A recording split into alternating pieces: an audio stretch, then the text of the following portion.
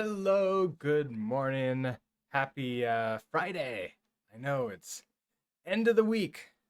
We're finally here. Hello, Isitsu. Hello, Bullforce Dad. How are you both doing today?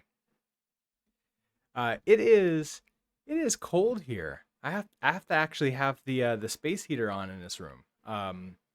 It was, let's see, last I checked, it's still 10 degrees. 10 degrees Fahrenheit in Denver today, which is it's a little cold. You have some good news, Brooke. Okay. Awesome. What is it? What's the good news?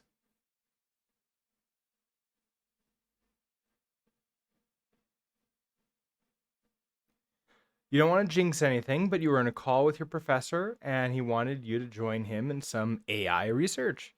He's been connected to a company working with underground greenhouse plants and need AI to measure nutrients and CO2 levels that the plants take in. It's a possible summer internship doing real world research. That is awesome.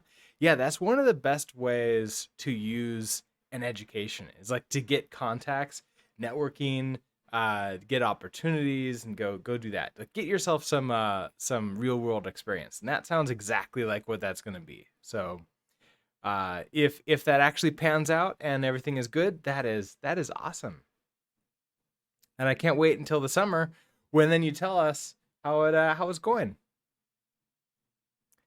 Also interesting underground greenhouse. That's that. My first thought is to go to like more dystopian futures where we all have to move underground or live in bubbles or something. So hopefully it's not preparing for that. You never knew professors usually do research with companies, and you could just talk to them and ask them about it. Well, so professors are just people, right? And so people network. They know other people. They hang out with people that are sort of in doing the same things that they're interested in. So in that way, yes, your professor probably knows this person from just either previous work or hanging out with them and learning what they do or another networking event, and then that's how this sort of like thing works is you grow your network. It's like it's like what Facebook was supposed to be but in real life. Uh so so that's good. Good news indeed. Your only good news is that you didn't break everything today yet, Esitsu. Well, I mean, congrats. Did you know 95% of the energy from LED lights go to warming it up and only 5% are for light? They transfer a lot of the heat from the lights of the other parts of the building and use it to warm up the plant environment. Oh, interesting. I did not know that. I don't really know much about LEDs. Like I know they are more energy efficient um overall. But like the previous ones were literally here's a bunch of light. We're doing it by creating just a bunch of throwing a bunch of electricity over a like an inefficient circuit, and that causes light. So, but I'm not really like a good electricity person, which is why I do want to do some like IoT type stuff, which might force myself to learn it. I feel like LED replaced stuff because previous designs use quicksilver, which is toxic. There's probably multiple reasons why. Uh, there's probably a lot of different reasons why people have switched over, but I did not know about the quicksilver thing either. The blog that I sent, I sort of responded in there. I think it's good. So the blog was about C programming. It was C programming and how the C language is no longer really a language, but should be considered more of like an API. I think the well, I mean of the title, which like titles are always interesting. Um, I think one of the well, okay, I guess like a big premise is like talking about how it doesn't feel like a language anymore, but more of just like an interface to like lower level stuff, and that you want higher level things to like make it safe. And it was like a tale of two researchers, one attempting to find like another language to go on top of C to make it safer. Look at Rust, look at Swift, look at many higher level languages, look at Go, look at all those. And then the other researcher is, well, how do we just make C safer? How do we make it better? Stephen, hello. Uh, that being said, like I haven't touched C in a very long time now, and I do I feel that it's because I don't know how it's really used anymore. Like back in the day, it was absolutely used as a language, but I don't know how it's changed since then because I haven't really been in that world. So I feel like it's a super super super interesting topic, and I want to agree with it, but I don't have the information more to say like, okay, I will take it at face value. Also, I won't.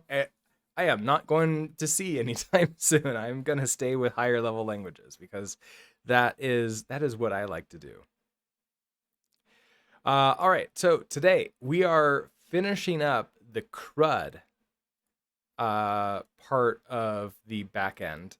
So we're gonna be doing deleting data and then soft deleting data. So marking that deleted at, which is really just an update. So that's probably going to be just a short discussion. But okay, deleting data. So delete is really how do you deal with imposter syndrome? Specifically, you're working with somebody objectively smarter, younger than you. Imposter syndrome is tough. Imposter syndrome is really tough. It's I it hits me a lot at sometimes random times. Sometimes when something goes wrong, I'm like, my brain just starts thinking of all the other times that things that go wrong, and it skips all the times that things go right. I try to remember back to a time where, oh, like how many times have I objectively failed? And I don't mean like, oh yeah, I ran this code and it had an error. I mean like, no, I have to go and report to my boss. No, I cannot work on this project. You have to give it to somebody else. This is a complete and total failure. Um, and that's only happened like twice in my entire career. And because of that, I'm able to remind myself, you know what? Eventually, like statistically speaking, eventually I'm going to get this. All I have to do is stay as positive as possible and keep working at it in a smart, intentional way. And then I will get this. And if I won't, well, there's never been negative repercussions for admitting that I can't do this thing uh, without at least trying as fully as possible. So that's how I deal with imposter syndrome.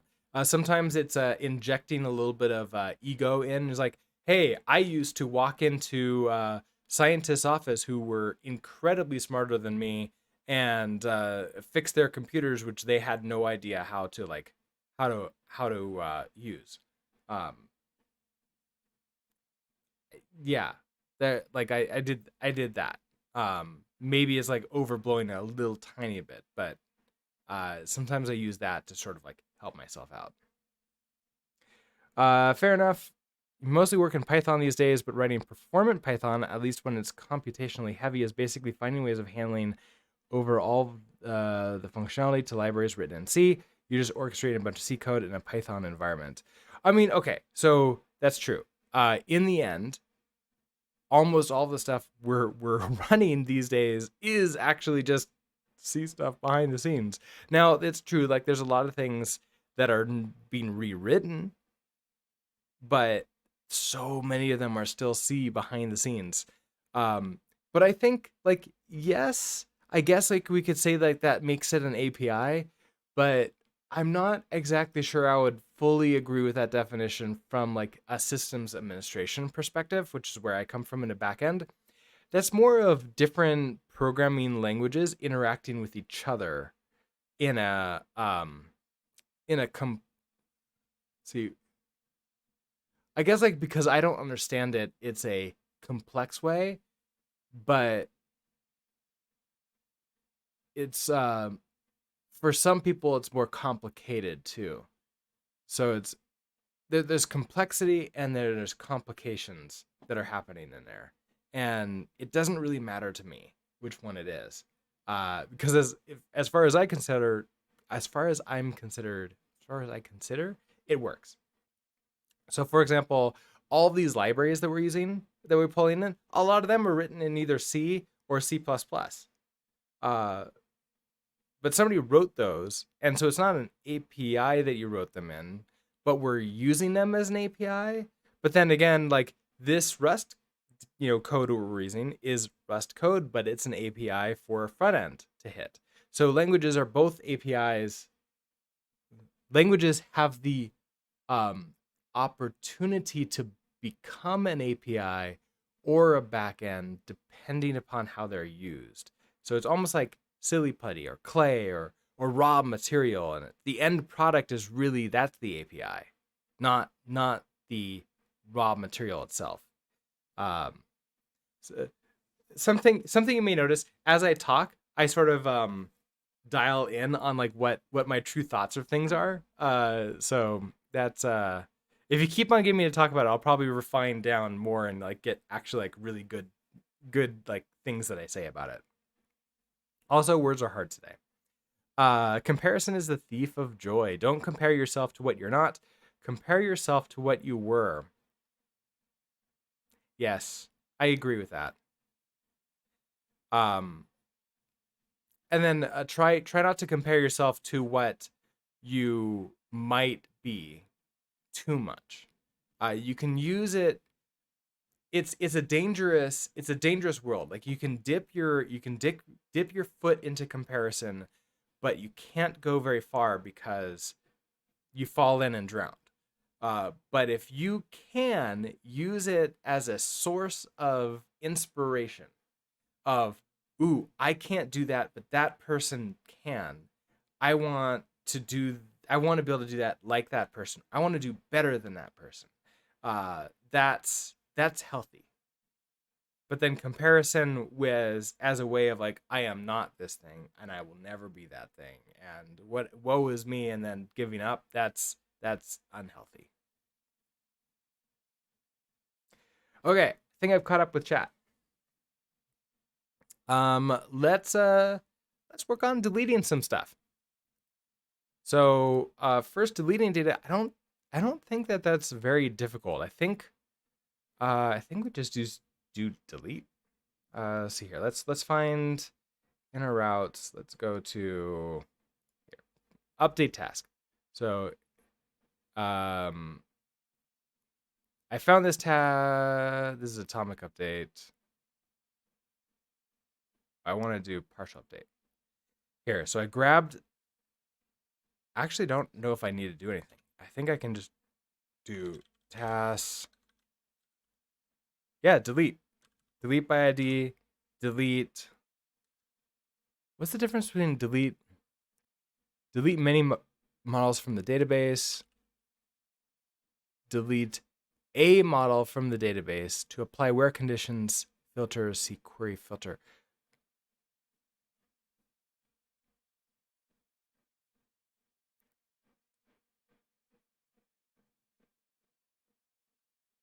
Oh, this you hand it a model. Oh, interesting. Okay. So delete you handed a model, whereas delete by ID is exactly what we would expect it to be. And then delete many is probably also what we would expect it to be. Where we just say, hey, we're just going to delete many, but then we're going to filter it down so it doesn't delete everything, which is certainly possible. They have a truncate? They do not. So that would be delete many. Okay. So that's what we want to do.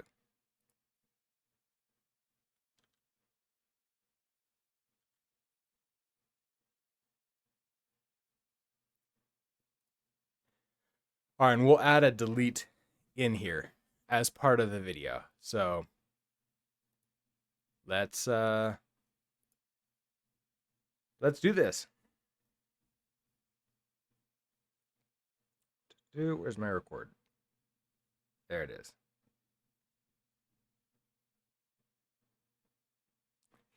It is now time for us to reach the end of the CRUD, the delete. We're going to remove some items from, or at least an item from the database. Now, delete comes in two different flavors. In this video, we're going to be doing a hard delete. So this is actually truly removing the item from the database, and this is not recoverable. Yeah, basically just not recoverable. It's gone forever. So let's first start by creating our Thunder client request that's going to be doing the delete for us. So I'm going to do a new request. We're going to call this delete task. This is going to be a delete method. I'm going to go to HTTP, localhost, port 3000, and then the ID of what we want to delete. So we were working with a task ID 7. I remember that one. So let's go ahead and use that. And I don't necessarily need anything else here. Of course, if I send this, we get a 404 not found. Well, actually, you know what? This is going to be task 7. That's what it is. 405 method not allowed. That's what I was looking for. Now, the delete is an HTTP method that's sent, and that's going to be exactly the same as patch or put or get. So it's a unique way for us to know exactly what we want to do. We want to delete this resource. Okay, so we're going to come into our routes. Let's add in a delete. So delete task. And we'll mod this. We'll do a pub async function delete task. And we'll use it.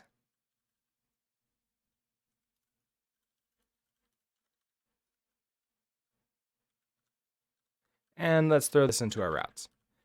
All right, so we have routes. We're going to go to /tasks / the task ID. We're going to have we're going to use a delete, which is part of this Axum routing, and throw in the handler there.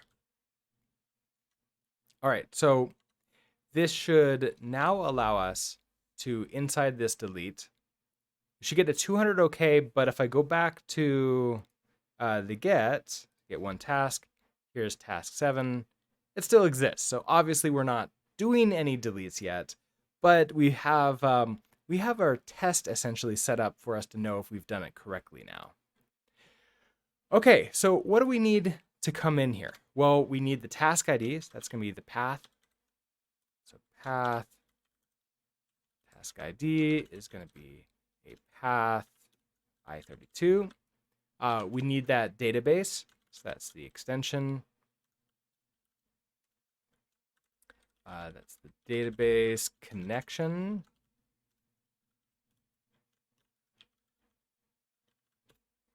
And is there anything else that we necessarily need? Not really, because we don't need to take in any data, and we don't necessarily need to return anything. But if something goes wrong, let's return a status code, like 500 or maybe a 404 if we can't find it.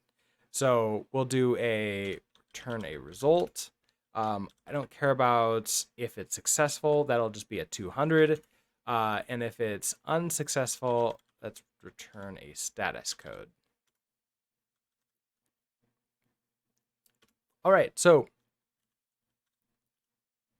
I don't need a semicolon there. You're yelling at us because we're not done. Let's to do that. Okay, so first things first. We need to know if we got this. Let's see what that is. We could do a query to see if we find it. There's actually a couple ways for us to do a delete. I'll show you both ways. First is a query for this. So if I do let, this is going to be our task equals, we want tasks. We actually have to do that get entity. So want use create database tasks entity as tasks. Okay. So I want tasks. Let's do find by ID. Pass that task ID. We want to get one. Pass it the database. We await. We're going to map this error. So if we get an error at this point, it's because we couldn't find it. So this is going to be a 404. So we're going to want it to return a status code not found. And question mark that. Actually, no, sorry. In this point, it's an internal server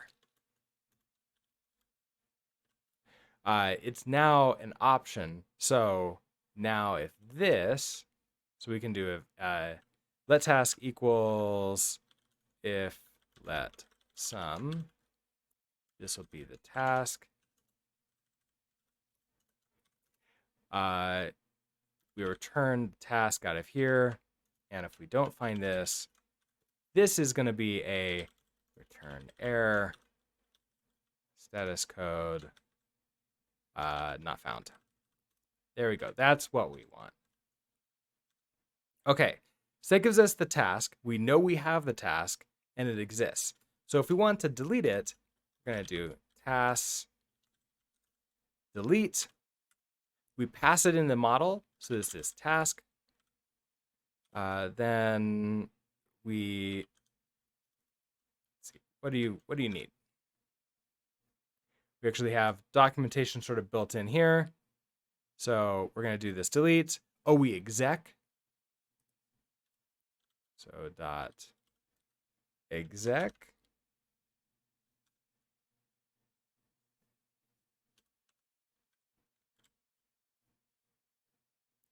The trait bound ask model is an active model. Ooh, so you need to be an active model. So where A is an active model trait. Okay, so we can do that. So we're going to turn this into an active model. So into active model.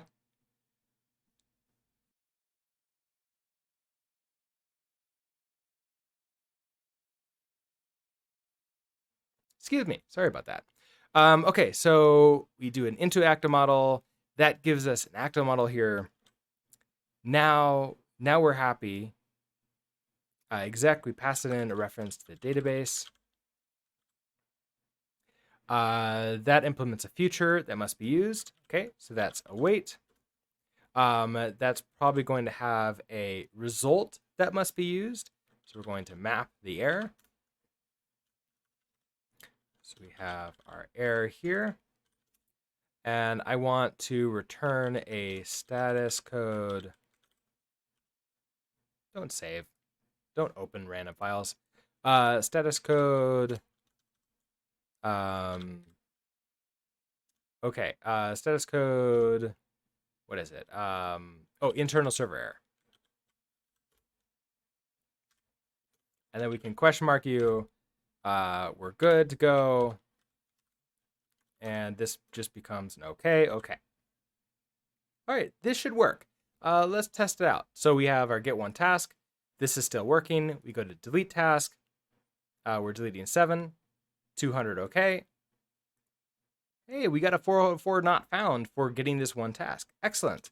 So if I go to A6 now, okay, so 6 exists. Let's look through a different way to do this. So this is definitely one way. And this is a way for us to know if it exists already.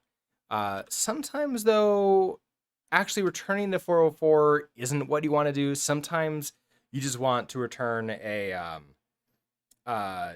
200 okay regardless of whether or not it was successful or not. Or maybe you want to internal server error if you attempt to do it and it fails, but there's lots of different reasons why you might not want to let somebody know that it doesn't exist.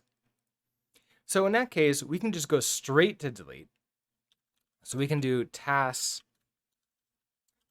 delete by ID and pass it in the task ID.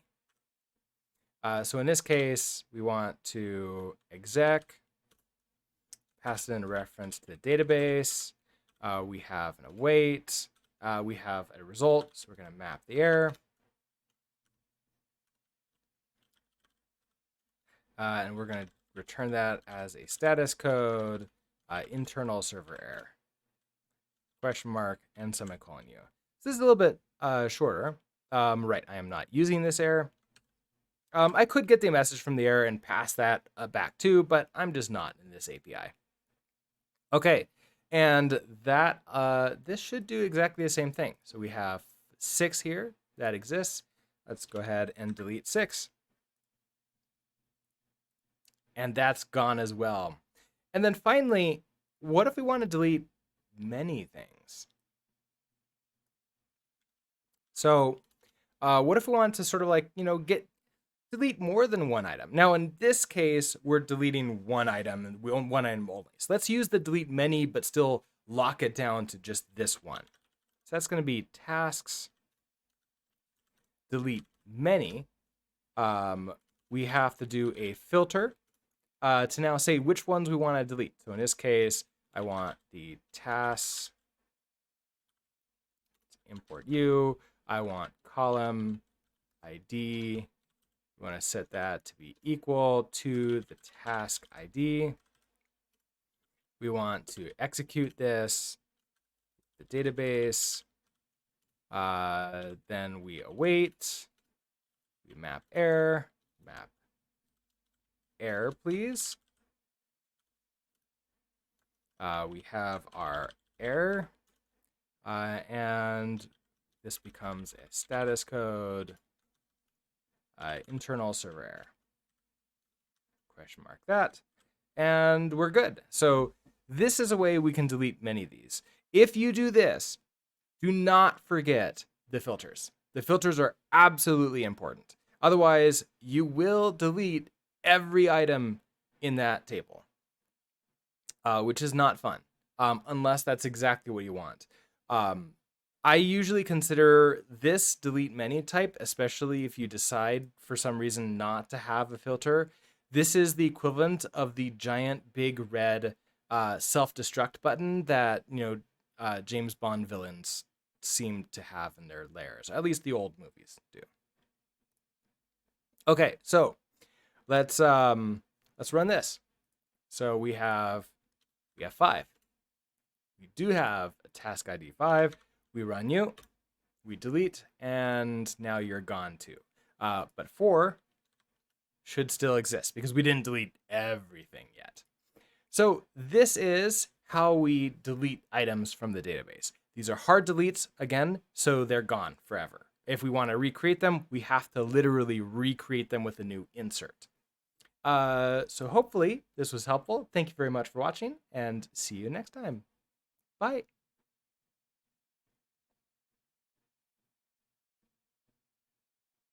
I am going to need to cut off the little last bit of that because I switched to the wrong scene on my record button. Also, when I sneezed,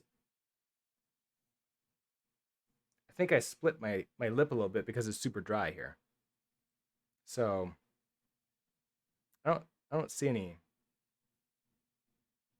Like, I felt something weird going on with my lip.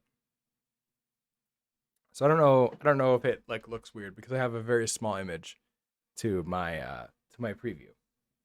I'll have to take a look in the mirror later.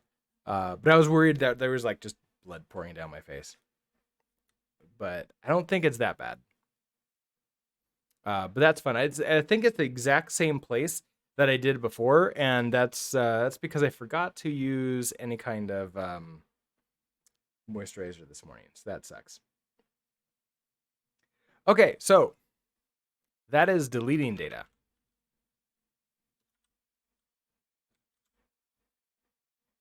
Next up is going to be, oh, well, you know what? I need to mark this. So who this is. Come on.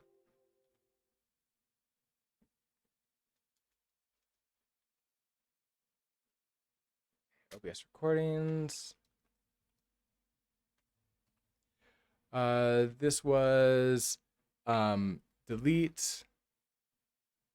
It's like deleting data. Cut off end. Cut off. Okay. Soft deleting data. We'll do this as. Oh, so if I soft delete data, I need to go and update.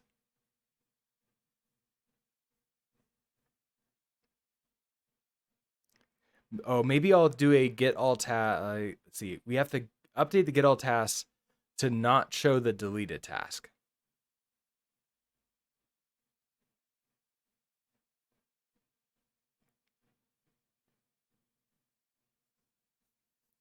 So get all tasks, get one task. Oh, an atomic update and partial update. We can't. Well, no, these ones we can, because updates we can mark them back as like good again. But get all tasks should not show that we found it. So in that case, we need to filter by the deleted at is null. Okay, so this is actually going to be a little bit more involved than I thought. All right.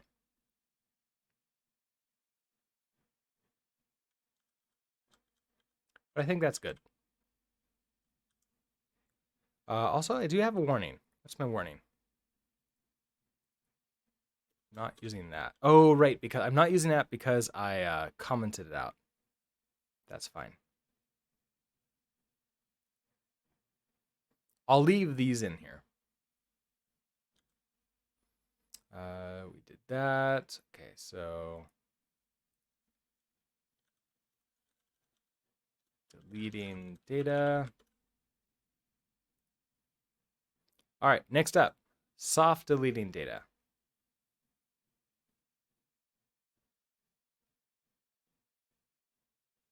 Okay, soft deleting data. We're going to start with ThunderClan again.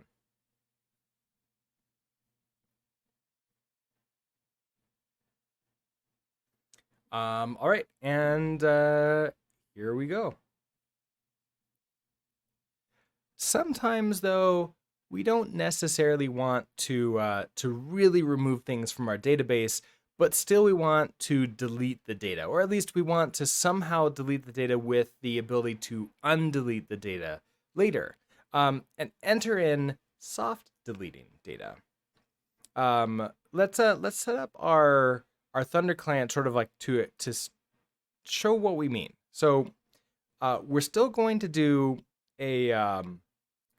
still going to work with this delete route here, but maybe we're going to do a path update. We're going to say query soft is true. So if we send a delete, we mark it as soft, we want to soft delete this. Okay, so obviously this is still attempting to delete it hard. Now we have, if we do get all tasks, so okay, we still have IDs 1, 2, 3, and 4. So I want to soft delete 4 so that way it still exists here.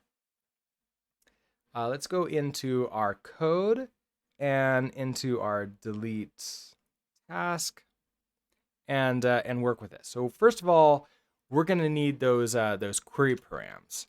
So if we need the query params, especially with that soft being true, we're going to want a new struct here. So pub struct.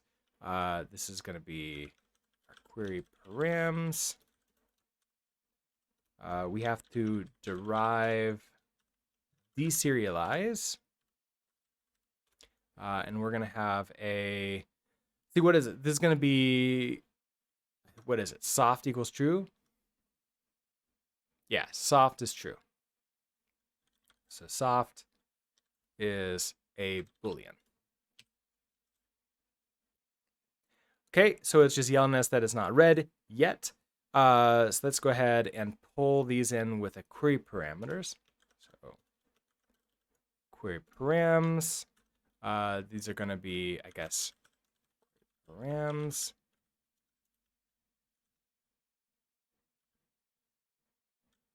I think I used the wrong query params here. Let's fix that. Oh, right, because I named these, I think it's just query. Like that. Okay. Query params. There we go. That's what I want to use. Okay, so we get our query parameters here. If we're doing a soft delete, I don't want to do this delete many, because this is actually doing a hard delete. So let's do an if statement here, and it'll do like one or the other. So if query params dot soft, if this is true, we want to do a soft delete here. Else, we'll do a hard delete here. Okay, soft delete. A soft delete is just marking something as deleted in the database. And you may notice that in tasks, we have a deleted at here. And this deleted at is really just a date time with time zone, and it's an option, which means it's set to null for the most part. So if it's not deleted, that's null. If it is deleted, it's set to some time. So we need to get the current time and then set that. Maybe we can use this date time with time zone. So if I hover over you, it looks like it's using chrono, date time chrono fixed offset. So this is probably what we need to use. We need to use that. Let's copy you. Head back to this. Let's do like let now equals. Let's see if we can get this working. All right, so first, comparison operators cannot be changed. Well, this is a type, so I want date time. Now we know that it's chrono fixed offset. So we don't have access to chrono here. So I believe we're gonna have to bring in chrono as an actual crate. Let's go to crates.io and take a look for this. So we have chrono. So it is a date and time library in Rust. It looks like fairly easy to use. We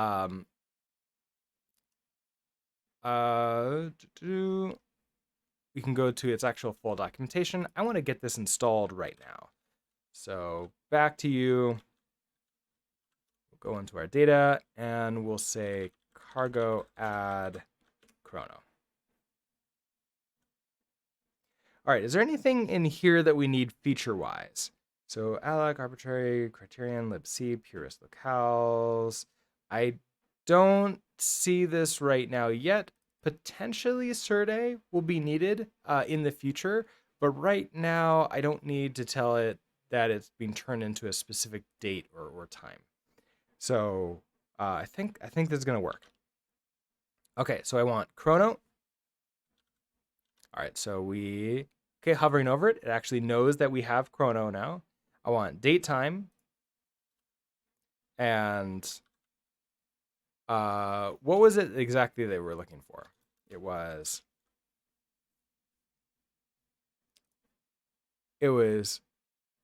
this date time with time zone, which is a chrono date time fixed offset. So let's see. There it is. Chrono. I want a fixed offset. So time zone with fixed offset, using time zone methods. Okay, that's great. Fixed offset. Is there like a new? Is there a now? No now. Let's go see if we could find how this is used, because I'm not seeing any examples in here. So we're going to go into our documentation for chrono. I'm going to say fixed offsets. Okay, so we have make a new fixed offset for the Eastern Hemisphere. east optional fixed offset. The Western Hemisphere. Returns the number of seconds to add. Let's see, UTC minus local. Oh, we have some trait here, which I don't necessarily see that this is helpful. Okay. I'm canceling that because I forgot we need to do the entire date thing, and I forgot exactly what it is, and I don't want to put me looking through this as part of that video. I know that there's a now, but I don't think it's part. Okay, is there now? Oh, right. There's an offset local now, an offset UTC. There's a Nate time new. It was UTC. Okay, so that's what it was.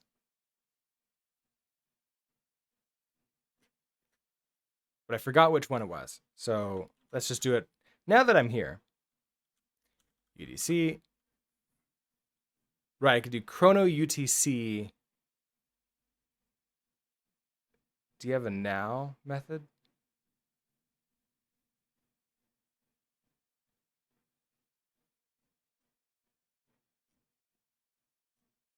Oh, that's like down there. Pollux, hello. How are you doing today? So what I want to do is a UTC now. So that gives me a now. And then I could do now dot I'm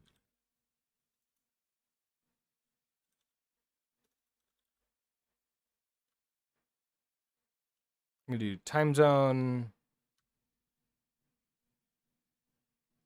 That gives me a date time zone 2, the return date time reference. Okay. Was it with time zone? Might be with time zone. Oh, why are we creating a time? So what the reason is I use a deleted at, which is a date time with time zone. So basically it's just like when it was deleted. And we put that into the database. And that way we know when this specific task was deleted because it's both not null and we know exactly when we did it. Besides that, it could just be deleted at true. That'd be fine too. So let's see. I want to do a I would need to get the task. So let task. This is gonna be if let sum. It's gonna be the task.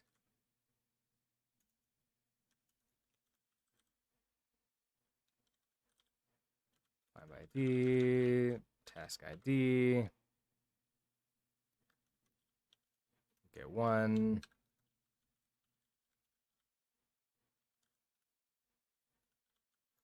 We'll unwrap you. I think that's what we need. That will be then task here.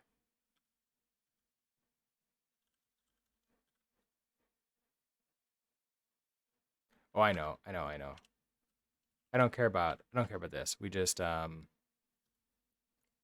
return you. I don't need the if let sum. I return you and this do another unwrap because of the option. So that gives me this task.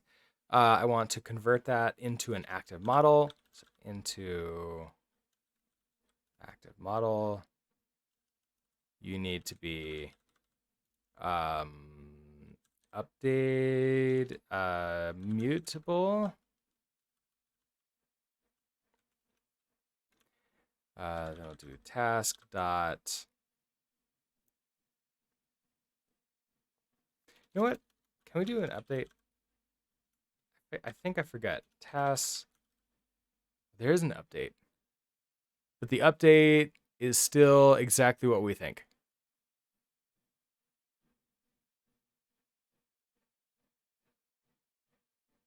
Yeah, okay. That's what we were doing before, weren't we? Yeah. Okay, so I want to do, I get this thing, I do task dot deleted at equals a set. And so I want, so I don't think I can just say now, but let's see what happens. Can I find function? Okay, so bring you in. Yes, this is saying mismatch types expected. Oh, it's going to be an option. So it's some now. All right, so now it's mismatch types expected struct date time fixed offset found UTC. Okay, so I want to turn this into two. So with time zone, fixed offset.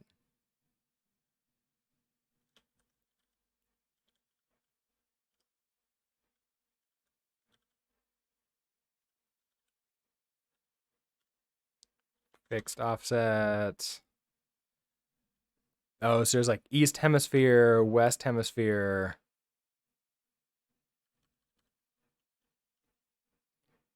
We don't really care UTC minus local, let's say.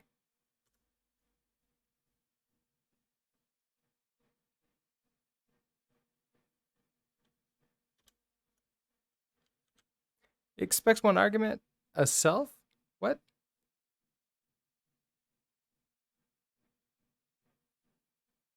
Oh, UTC minus local. I do that off of the now.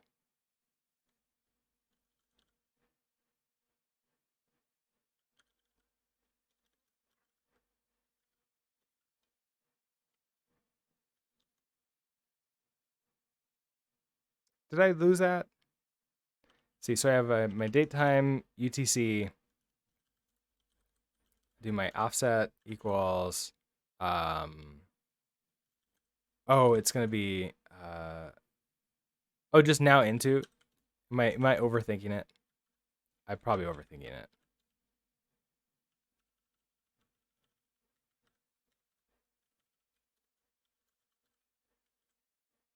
Oh yeah, that works. Okay. So if I do that, then that should actually do the thing. We do update. You're happy. All right. So there's a from into. Excellent. Okay. So we're going to bring in chrono.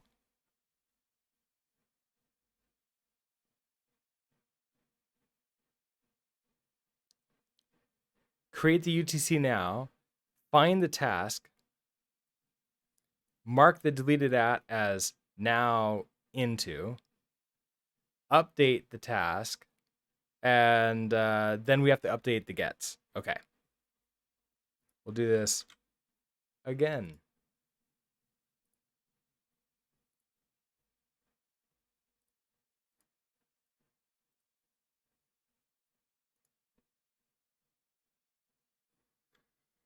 Okay. Thank you, Isitsu, for that.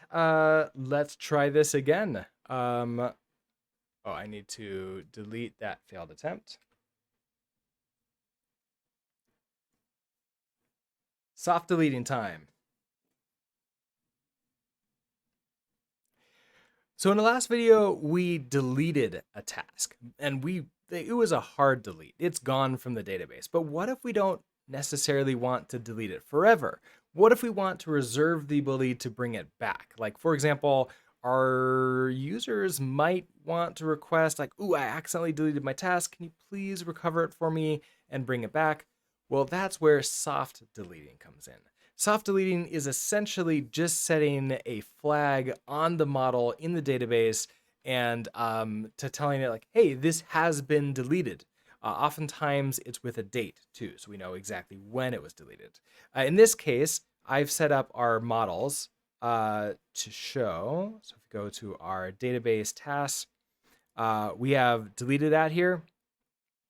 That is an option, so it is mostly null, and it is set to a date time with time zone. Now, to get the date time with time zone, if we hover over this, we need chrono. So let's go over to crates.io. Chrono is a crate It is a pretty popular crate for working with date and time in Rust. It even works with WebAssembly, so we can use it on the front end. It's fairly easy to use. I'm not going to go into the exact docs of how we're going to use it in this case. We're just going to go in and use it ourselves. Let's go install that. We're going to do data, cargo add chrono. All right, so we've got that added to our system now. In our tasks, I want to update. I've previously done this already. I want to update our task to take in a query parameter. Soft is true. So this means that we can hard delete it, but if we want to soft delete it, we'll just pass this query parameter instead. Now, it may be that you just have a policy where everything is a soft delete, in which case your delete will just do the soft delete instead. Okay, so in our delete task, let's go find that file again. So in routes, we want delete task. I want to grab the query params. So we know we're going to have query. So extract. That's going to be the query params. And it's going to be query with something inside. Let's go ahead and create pub struct query params. We know we need to deserialize for this. And the only thing we care about in here is soft is a boolean. So we know we want soft and you're a bool. Okay, so this is the query params. Excellent. So now we have those. We're going to do two different paths here. So in first one, so if query params.soft, if that's true, then we want to do a soft delete here. Otherwise, we want to take all of these, move you in here. Okay. Everything's good so far. All right, what do we need to do? Well, first of all, we need to do an update, essentially. So it's not really a delete anymore. It's an update. Well, if we want to do an update, we have to first get the task. Well, we kind of already have this set up here. So I'm just going to copy this one to get our task for us. And let's uncomment that out. Okay, so we have our task. We do an into active model for this task.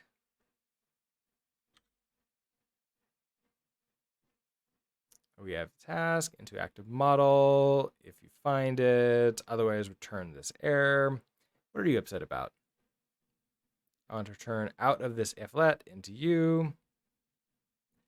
No method named into active model found for struct model. This task is in fact the model. I think Rust Analyzer might be a little bit upset. I'm going to restart it really quickly. And we'll see whether or not we still have the same problem.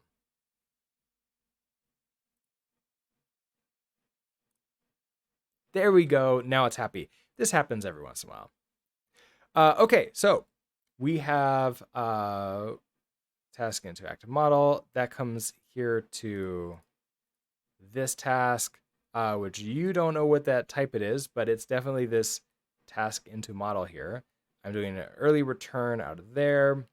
Okay, so we want to get a now, don't we? So we want that now equals, we're going to use chrono, and we need UTC now. So that gives us a point in time that's just right now, and it's UTC time. We have the active model, so I should be able to do task dot, we want the deleted at. Rust Analyzer is still a little bit upset. It's sort of forgotten that we're returning out of here into here. So let's see if I can remind it. Task dot into active model. There we go. Now it's happy. All right, so we want deleted at, I want to set this equal to a set. We want to set this to a sum because it is an option. It's going to be that now. But if I attempt to just do this, it's going to yell at us because, first of all, cannot find it, so import set. It's going to say, hey, this now is the wrong type. We expect a type, like a fixed offset with UTC. But luckily, UTC is compatible with that. We just have to do an into to convert it over to the correct type. All right, so now you're just saying, hey, it's not mutable. Let's mark you as mutable. Okay, great.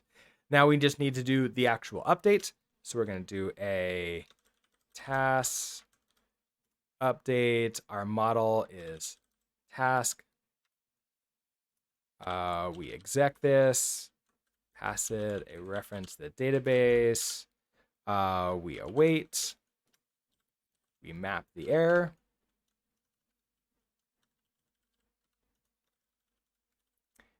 Status code, this is going to be an internal server error in case it fails.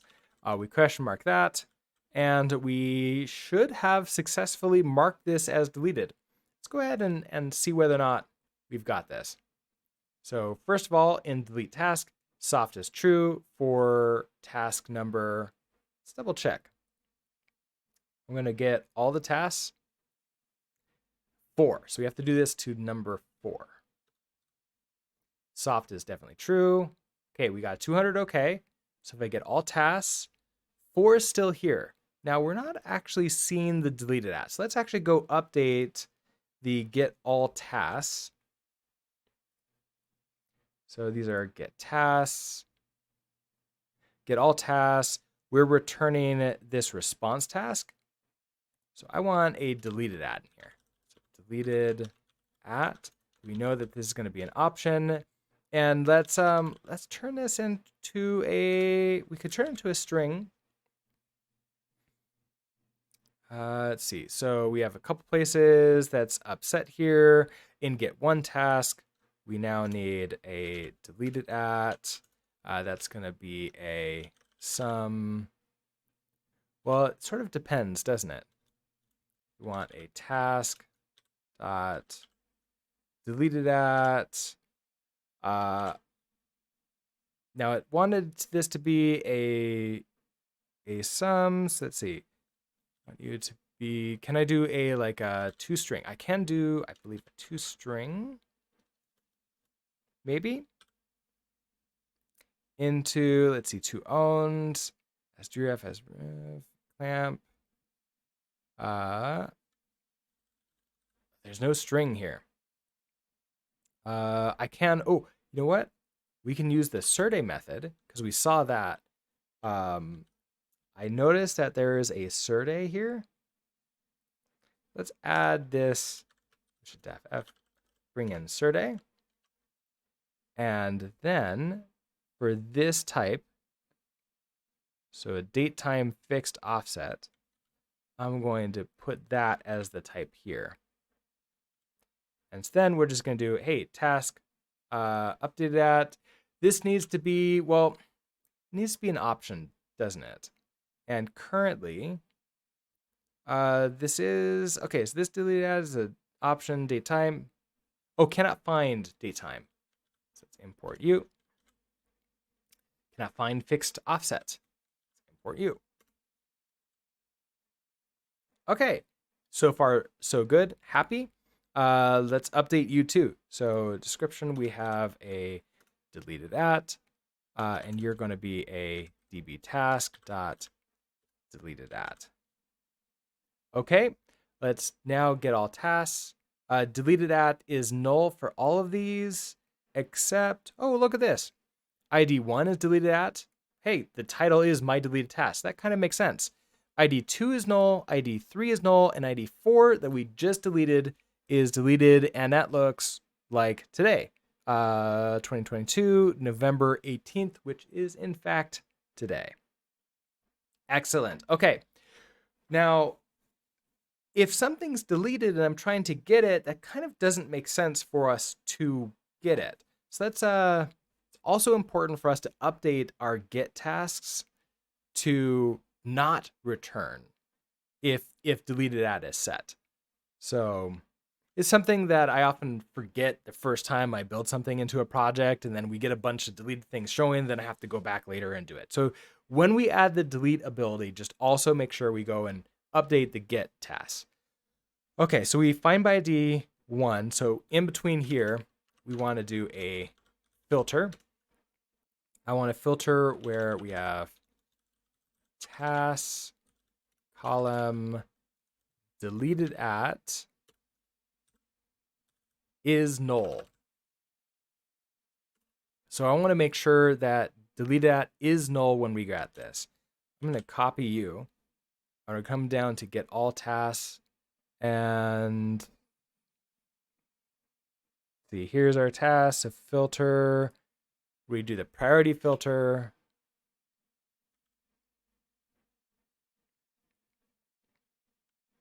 And add you in there too. So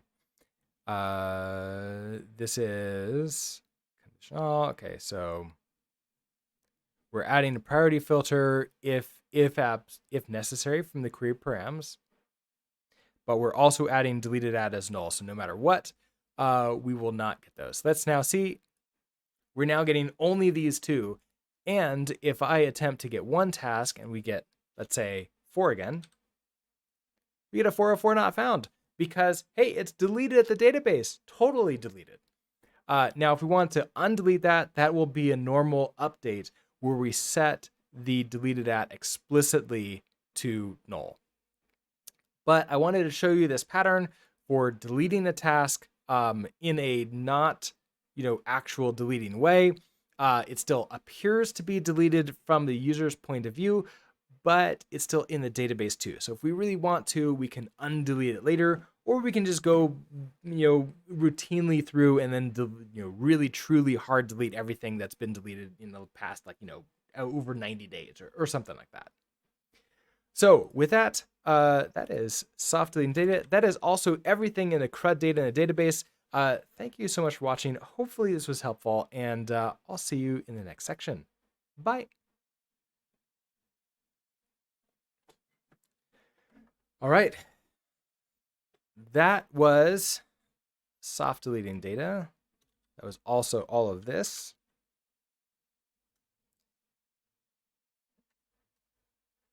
Soft deleting data. I need to upload all of these items to YouTube. I haven't done that. I haven't gotten around to doing that yet. I've noticed that I've been doing that on like either Fridays or like Saturdays is what I've been doing that, or like on the weekends. So let's see. Working with time. I feel like I don't need to add this entire section in because we just kind of did that with soft deleting data. So I'm just going to remove that. That means that the next thing is going to be security. So loading environment variables. Did we do this already?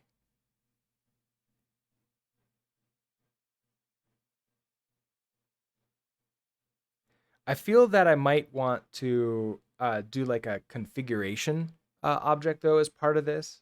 So let's see. We look at main. Yeah, so we're using .envy to load the environment variables. So we get you, but then we're just passing this environment variable back as it is. Which, what if there's more environment variables that we want to see? It'd probably be good to have a config file, make that into a layer, pass that into the route. Yes, that would probably be best. Although, like, goes to different things. I don't know. So we're already doing this. Maybe I don't need that config.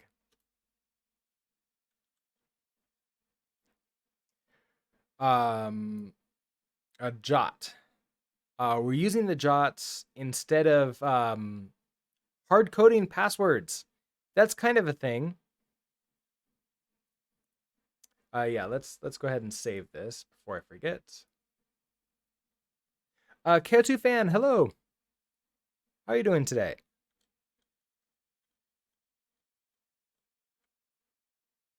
Okay, so we are soft deleted a task. You're good. Awesome. That's great. I'm good too. Although I think I sneezed earlier on stream and I think I like split my lip again because it's so dry here. It's like super. It's been super cold. It's increased in temperature 1 degree outside since I started streaming, which is very very cold. Yeah, it's not bleeding though, so I seem to be fine.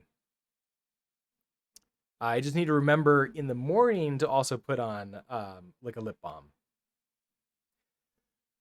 Okay, so security, create a jot. We probably need to go into. So is something that I noticed with junior devs a lot. And it's like you still see this in industries. They're not storing their database. They're not storing their databases. They're not storing their passwords as hashes in the database. Oh wait, no. This is jots, not hash passwords. I should hash. Okay, this is different. 11 degrees C here, giving close to winter weather. Crazy for November. So mine is going to be a little bit different than that. Let me see. In Denver right now, it is 11 Fahrenheit to see. So, hey, we're negative 11 here. That's fun. It's like the opposite.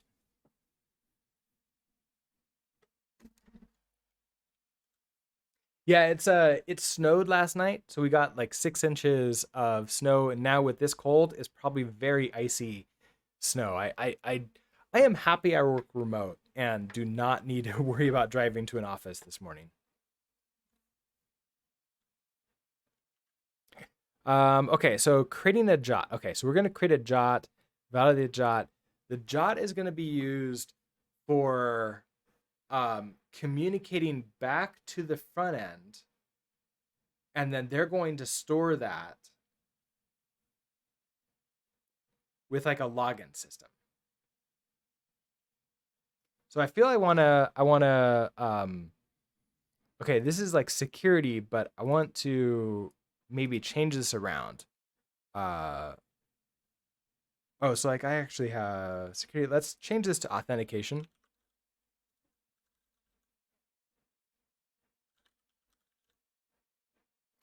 Let's change handling passwords without crashing. Let's move you down here.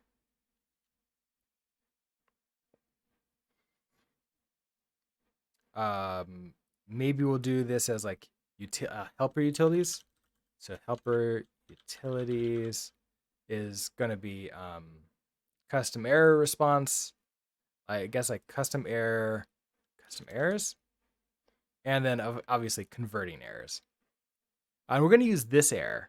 So custom error with this error, converting errors. I don't actually know if I need a converting error.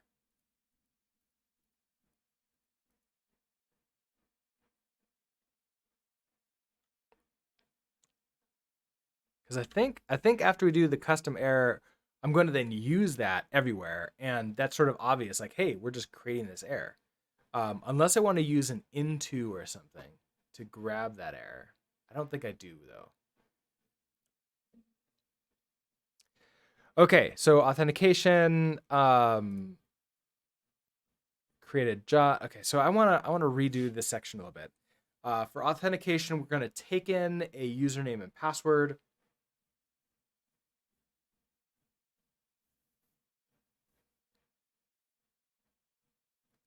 uh, we need to.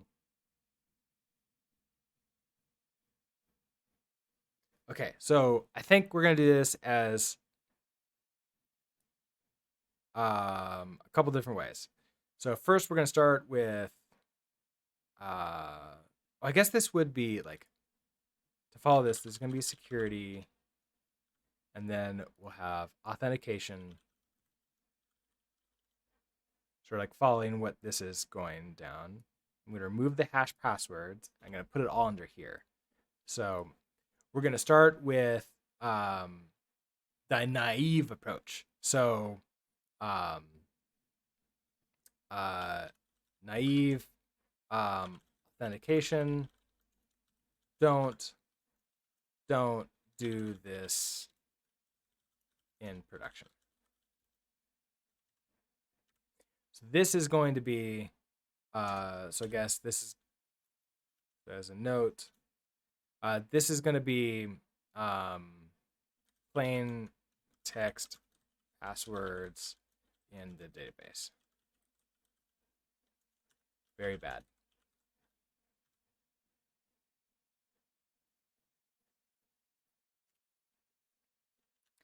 So after we've done the naive authentication, I want to store the passwords as hashes. So hashing the password. Then after hashing the password, then we want to return a jot. Then we want to sort of like verify, like validate, or I guess like we want to validate, protect the protect a route, and then finally we want to move protection. I guess let's do guard a route. Guard a route, move guard to middleware. And I think that's it. That's what we want to do. So naive implementation with plain text password. I feel okay about that as long as the next video is like, nope, undoing it, no longer doing that. I'm going to put in like, don't do this, like so many times in that video. So we do that, and then we're going to say, hey, here's a jot. Can't do anything with it. And then we're going to take in the jot in headers to guard a route, say, hey, if you don't have this jot and the jot's not valid, then go away. And then finally, we move that into the middleware, and then we're actually going to get the user and inject it into a layer so that you just have access to the user object later, whenever you want it.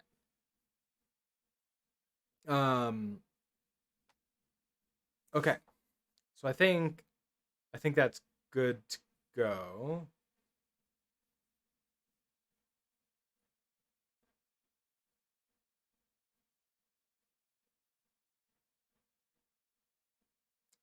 Then the rest of this is like DevOps for running in Docker.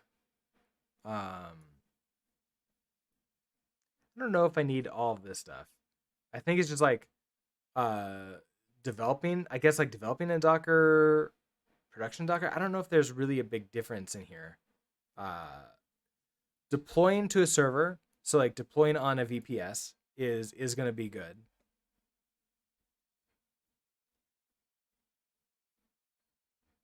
Would it be good to distinguish between securing APIs and front end? Hi. Are you down here because it's warmer because I have a meeting? We have Kitty Cat today. Would it be good to distinguish between securing APIs and front end? I guess in the introduction, are you done? Want to sit in my lap?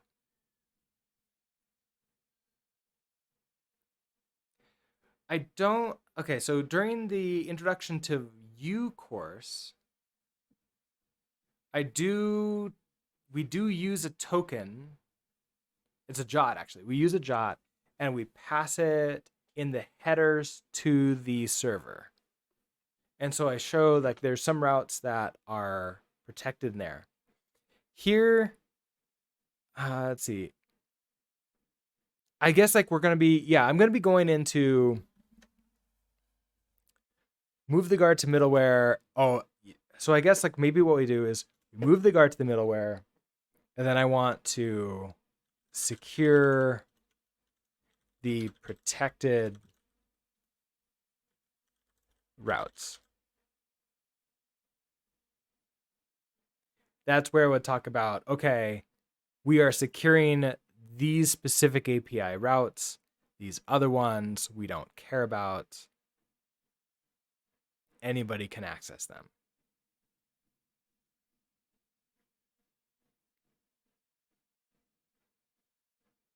I think that works. Helper utilities, we do custom errors, just make things a little bit nicer and easier. Then we do DevOps, so run the server in a Docker container for development. I guess for production we can set that up too, but I don't know actually how much different that's going to be. Deploy the server directly to an VPS. So I guess in my case, I'll probably create an AWS VPS like temporarily, because they're really like I can do the cheapest ones. Deploy that out and then just have it working essentially, or we can use DigitalOcean. Either way, doesn't really matter.